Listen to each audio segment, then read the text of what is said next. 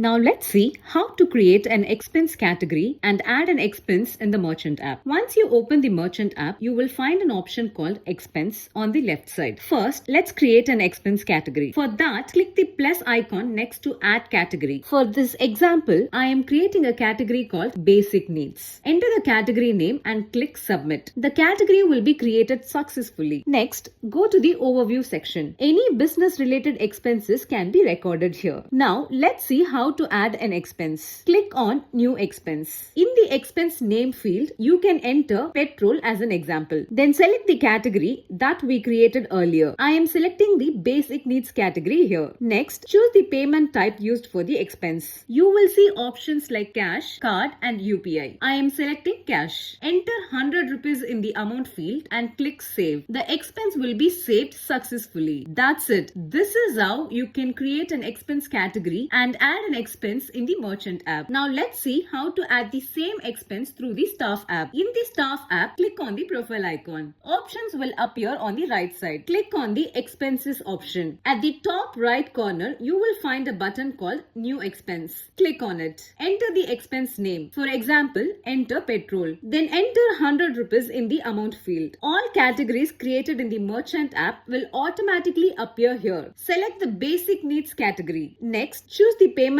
type used for the expense. Cash, card and UPI options will be available. I am selecting cash and clicking add. The expense will be added successfully.